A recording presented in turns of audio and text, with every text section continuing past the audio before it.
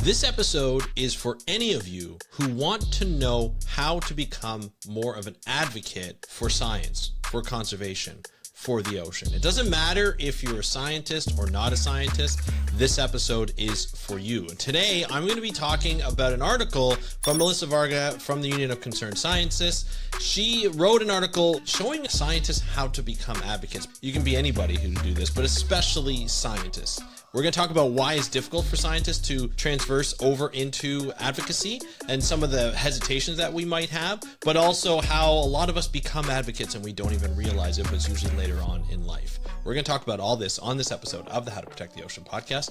Let's start the show.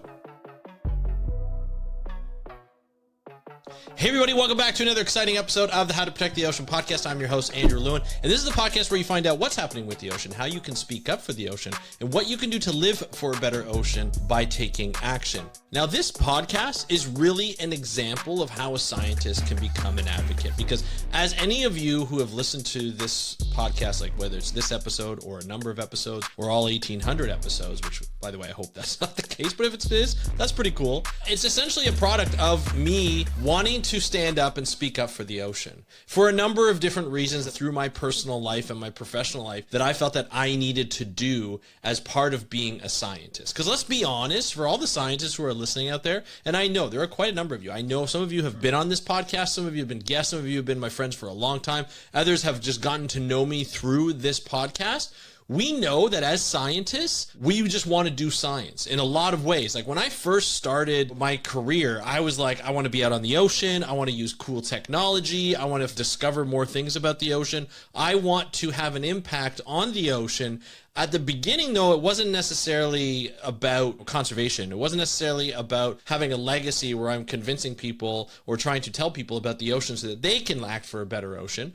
It was more of, I just want to discover new things about the ocean. I want to find new species. I want to learn new things about sharks, marine mammals, penguins, all these different types of cool species that I grew up watching. I want to know more about them. I want to travel the world. I want to do all that kind of stuff, but I want to stick to the science. That's all I want to do. I just want to stick to the science. No politics, no advocacy, no activism. I didn't want to be seen as one of, quote unquote, those people or those organizations like Greenpeace, like Sea Shepherd, like Ocean Conservancy, like Oceana, a lot of different places at WWF. But what I soon realized as I started to mature within my career in my field, those organizations are based in science. A lot of them are based in science, and some of them have even become more based in science. Greenpeace has taken a major shift, not away from activism, but the way they do activism and advocacy is more with science. Some can argue that Sea Shepherd have done the same thing. I haven't followed them as closely as I have Greenpeace, because I know some people who work there, but it is a lot different now, and I find it's an evolution as a scientist. If you've noticed, if any of you have been to conferences or any of you have spoken to people within your workspace, whether it's older individuals that have been working in this conservation field or in the science field for like 30 years plus, 20 years plus, maybe even 10 years plus, you see a lot more people getting tired of being rejected, getting tired of putting out the science and not being listened to, or putting out the science and people ignoring that science and doing the opposite of what's been happening. We see it in every field, especially these days, the medical field. But now we've seen it happen in conservation time and time again. Every once in a while, we'll get a win and something has changed based on the science and it works out and it's wonderful, but it doesn't happen as often. And a lot of the times when we're younger, as we're coming through, and this is not to blame anybody because we've all been through it, and I'll talk about some of the reasons why we don't become advocates sooner. We're just getting like our feet wet, so to speak, within this career field. We're trying to get a full-time job, get paid normally, live a proper life, but we're just trying to do as much as we can within the field of marine science and marine biology so that we can enjoy what we've always wanted to do, live the dream, right? Now, when I hear people say, hey, I'll ask people, how you doing? They're like, I'm living the dream, and it's kind of sarcastic. So it's not really like, oh, I'm living the dream, but I'm not really. It's kind of a bit of a nightmare. And when things happen where you see drastic reductions in funding, drastic reductions in the rhetoric that comes out against marine science, marine conservation, and so forth, it becomes really heavy on everybody, because no matter who you are, you could be scientists who do really non-political, very unbiased work, which is what science is, and all of a sudden that becomes biased. People designate that's a bias, that's a political leaning, and if you think this way, you are, leaning one way or another, and because one party is in government and not the other, we're just going to cut that entirely because we don't agree with that. And that, again, that's happening across all fields, especially in the US, happening in Canada about 15 years ago, 10, 15 years ago. Not as drastic as what's happening in the US, but it's happening. This is not like a political thing at all. This is more of how scientists need to become more advocates. Now, I did just read an article, really great article by Melissa Varga. I'll link to it in the show notes. She works for the Union of Concerned Science. She's a Science Network Senior Manager at the Union of Concerned Science, a great organization. She wrote an article called New to Advocacy, 3 Tips for Early Career Scientists, and it's called The Equation. The publication was September 3rd. So this is for this month. It's part of like an Early Career Scientist month, and it's really recognizing like there's a lot of added stressors that are facing new scientists. You know, we're looking at federal funding reductions in the US, immigration and visa hurdles happening. Like a lot of scientists have come from outside the US, outside of Canada, where I live, and have really contributed an immense amount of knowledge to science in general, as well as marine science in this case, because it's a marine science podcast. But there's also a lot of problems with that because now with this rhetoric going on, immigration and visa hurdles, there's threats to deportation, and of course, widespread attacks on science. It forces a lot of researchers to leave the US, forces teams to be broken up, forces labs to be broken up. And that is devastating to science. That is devastating to the research that is happening within these labs, within these science teams, whether it be collaborators or not. A lot of times science is done based on collaboration, even though there's problems within that. But there's a lot of things that are really harming the work aspect and the funding aspect of doing science in today's world. And that is a lot politically driven. Again, I don't want this to be politically, but it is politically driven. There's this mindset that the less science we know, the better. And so we're going into a very different direction, which is stressful in a lot of other ways than just, you know, having a career or becoming an advocate. But what it does drive people to do, especially early career scientists, is to kind of like bring their head up from working so hard and trying to just find regular paying jobs, like in marine science, so full-time salaried type jobs, which, let's be honest, there's not a lot out there. And it becomes difficult. They kind of bring our heads up and be like, well, hold on a second here. Like, I didn't even have a chance to work for NOAA. I didn't have a chance to work for the EPA. You know, all the funding's cut. I was brought on. I thought I was, you know, starting with these great organizations that have a history of doing really great marine science. And then all of a sudden I get cut out of nowhere just because I was on probation. And so that is really difficult. And so you become a little bit more of a, we need to start talking about what's going on here. You become more of an advocate, not only for your own job, but also for the field in which we work, in which we love. Growing up, seeing and watching and going to school for it inspired us to go to school, spend, you know, hundreds of thousands of dollars just to be able to be paid adequately, or not even at all, because now there's something going on and it feels like a war against science, whether it's marine, medical, or what have you. It's become a real problem. It's forcing us to move in a different direction. It's forcing a lot of scientists, whether we want to become advocates or not, it's forcing us into a new direction. So Melissa Varga offered some tips, and I really think these are great tips. I might have some to add on, but I want to go through this. I want to highlight what these tips are because I think this is really important. The one thing is you're not alone. We could build a community of scientists who could become advocates, right? One of Melissa's points is advocacy is a marathon. It's not a sprint. So you have to find people who have shared values.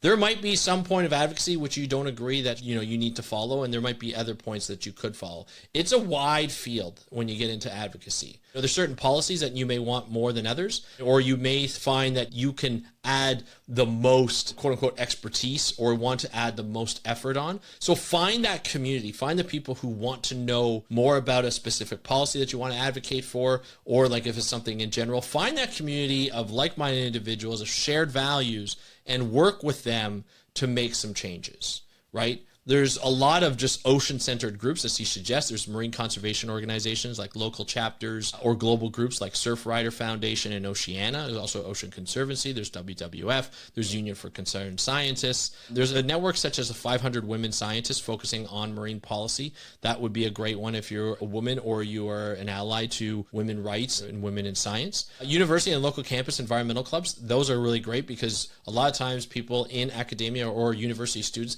tend to have have a lot of passion when it comes to this, because they will be advocating for their own marine fields and their own marine jobs. And eventually, like, that's what's really going to happen. But emphasize like how communities offer the emotional support that you need, the training, the shared resources, and the accountability, especially when you're looking at funding cuts and uncertainty. So there are organizations out there, whether they're societies or whatnot, they offer training on how to become an advocate. They may offer training on something completely different that might offer you more of a job when you get out of university, or if you just got out of university, it might be more impactful, like conservation marketing, behavior change, and how to get people more into conservation. There might be like an MBA program that you can go into, or go back into grad school, and there might be training on something specific that has maybe a little bit more resiliency in times that we're facing right now. So look at those groups, look at those aspects, and there are people out there are organizations out there that are funding and helping people out. Ballion, which is a friend of the podcast, Bart Orr and Saunders Brennan, they were just on the podcast. They are creating an organization, a foundation that is there to support individuals and individual projects who may not get the same equal attention from funding groups, or may not qualify for those funding groups, or there's just not enough funding around. They're bringing funders and those projects together because they think these projects are important, and they want funders to be able to also see that these are important to help fund these types of projects. So that's an important aspect, looking out for these different groups. Now, when you're networking, when you're looking for these groups, go on Facebook groups, be careful of the types of Facebook groups. You can get some bad players in some. There's LinkedIn groups that are really great, or just even on LinkedIn, and just be able to put that option out there, be like, hey, I'm looking for a group that is interested in sea turtle protection policy, or I'm looking for a group that wants to get the manatees back on the Endangered Species Act. I'm looking for that, or water quality in Florida, or something like that. There are a lot of different groups out there that could help, and you can find them online. There's some Reddit groups that are always great. I'm not familiar with Reddit, but I heard that they offer some really great things. There's also a lot of people writing about this type of stuff and where you can meet or where you can aggregate online as a community. So those are always great as well. So that's something that's important. So look out for those types of groups. Those are something that you're going to want to do. Know that you're more than just a scientist. You're also a constituent. Melissa really puts that home on this article, and I think it's really important. One of the things that you do is you have this expertise. I've been guesting on other podcasts. Like, they're environmentally focused or just like world-changing focused, where they're looking at people who are trying to change the world. And I've been trying to spread the word, not only my podcast, but also others, and the types of stuff that's going on in the ocean. It's really interesting how when I speak to somebody that is not familiar with ocean, they will come tell me and they'll be like, I didn't know any of this. And I feel like it's a simple thing. I was just on a podcast the other day. Even before we got on the podcast, I was just talking about the shark meat episode I did earlier this week. We talked about how people are eating shark meat. They don't even know it. Not just in Brazil with kids or people in prisons or at elderly care facilities, but also, people who are buying fish that don't even realize that those fish are fraudulent and it's actually shark meat that's carcinogenic or has arsenic or mercury levels, and then just don't even realize it. And the host was like, her mind was blown that they didn't know this kind of stuff. Sometimes explaining the stuff that's going on in a way where you're like, yeah, research showed this, and I can give you the articles if you really want. They don't really want to see the articles. They want to hear the stories. They want to hear what's going on. And maybe some of it is doom and gloom, but sometimes like, I did not know that. How can I help? And then you can just do it on an individual basis. So talking to not only policymakers, government agencies, and your government representatives, but also talking to just people in your community. One person I really respect and admire, Dr. Andrew Thaler, who's been on the podcast a number of times. He was talking about being the chair and joining the sort of a climate commission, for his town.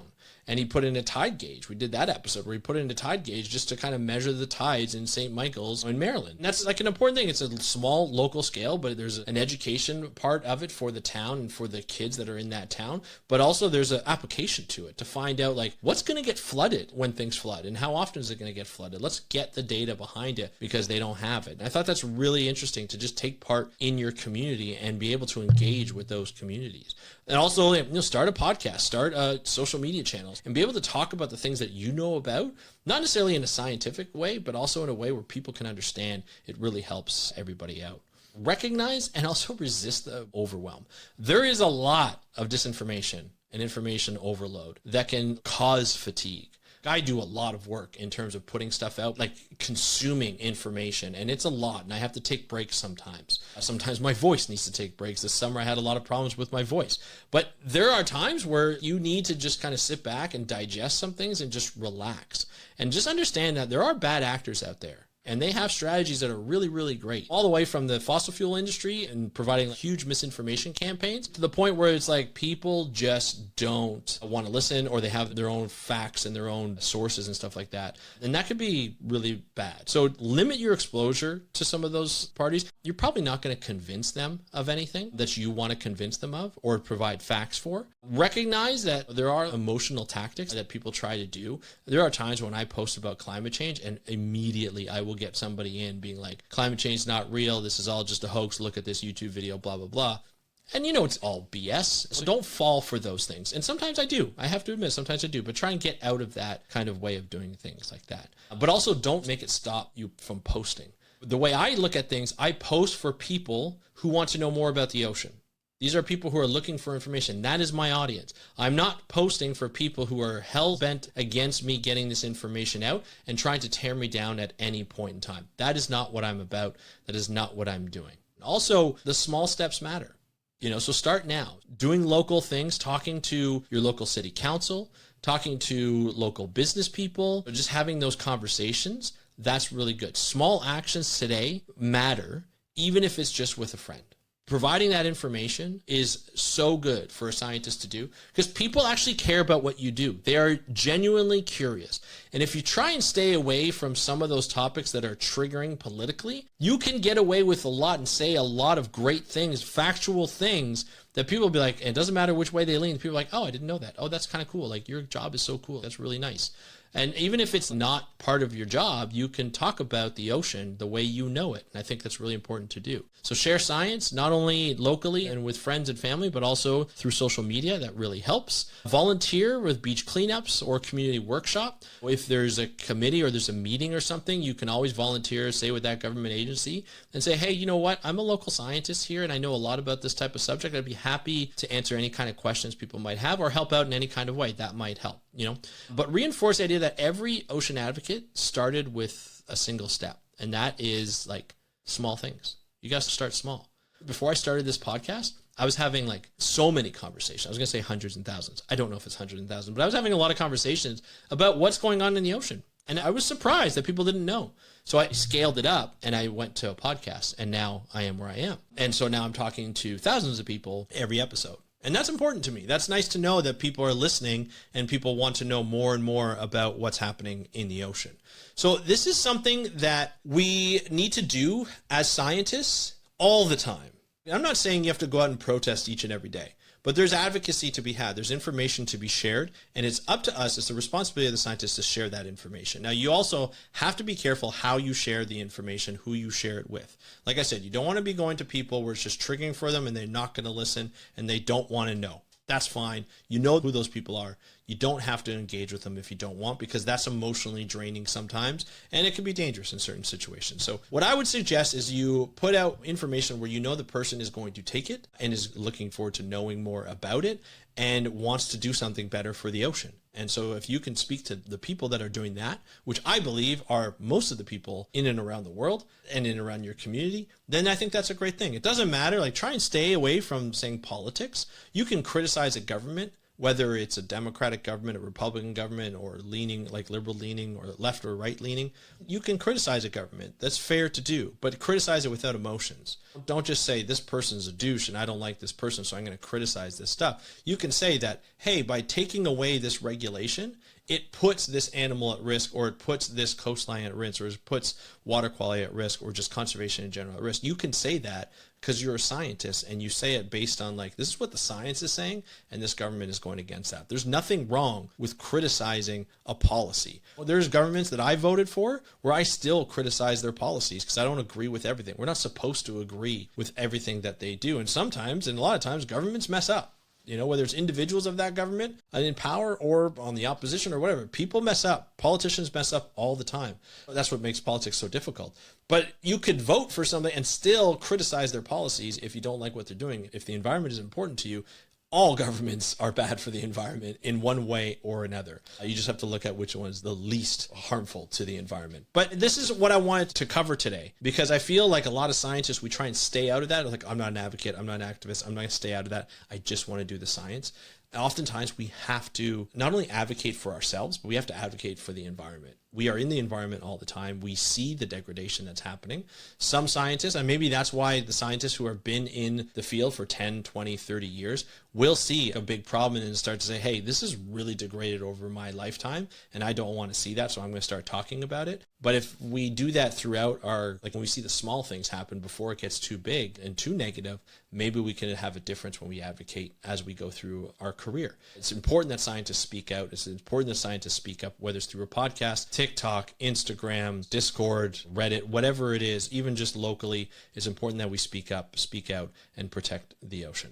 I want to thank you so much for joining me on today's episode. If you have any questions or comments, please let me know. Leave in the comments below if you're watching this on YouTube, or you can contact me in a couple of different ways through Instagram at How to Protect the Ocean. Just DM me at Speak Up for Blue on TikTok. And of course, you can go to the website, speakupforblue.com/contact, and you can just leave me a message there. It goes right to my email. I want to thank you so much for joining me on today's episode of the How to Protect the Ocean podcast. I'm your host, Andrew Lewin, from the True North Strong and Free. Have a great day. We'll talk to you next time, and happy conservation.